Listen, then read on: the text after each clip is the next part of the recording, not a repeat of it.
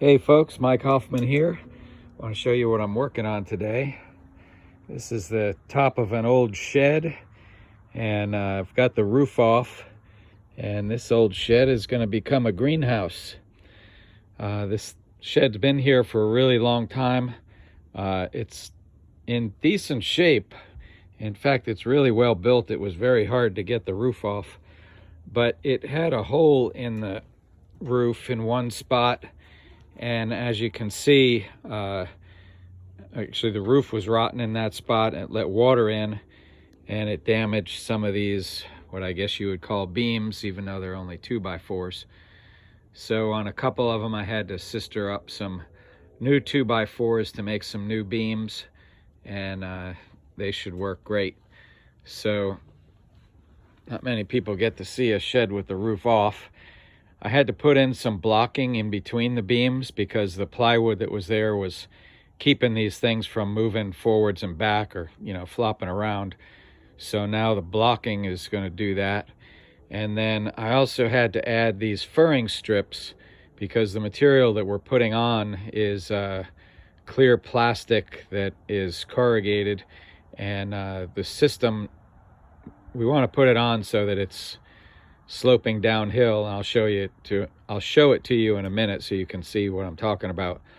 But it needed these furring strips to be able to attach it, so that's kind of an extra layer on the roof. Let me spin around here. So those panels out on the lawn are clear plastic, and as you can see, they're corrugated, kind of rippled, wavy. And the system that you use to put them is you use those white strips, and they match up the wavy and the clear plastic, and then you screw through the plastic through those white strips and into wood on the roof. And so to do it, we needed to be able to screw into those furring strips there. Now, I could have put them on, I guess you would call, so that those long lines went horizontally, and I wouldn't need to add the furring strips. But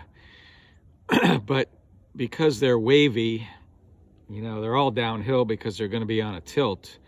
But we knew that dirt and other stuff would get caught in the valleys of those waves, and for a while it would be okay, but then algae and dust and stuff was going to collect them and make a real mess. So with this adjustment to the roof, I can put them so that those waves run up and down and the water just runs off of them. Now, because I guess this is what you would call a barn style roof, I don't know the exact technical name, maybe it's a hipped roof, but I also can't do it in just one piece. So there's going to be a section that runs this way, the grooves will go like that, water will run down and then trickle off the edge and then run down over the next one and then onto the ground. Or actually, we hope to put a gutter along that bottom edge and catch rainwater in a barrel and then, use it to water the plants inside the greenhouse. Anyway, just a little glimpse at today's project.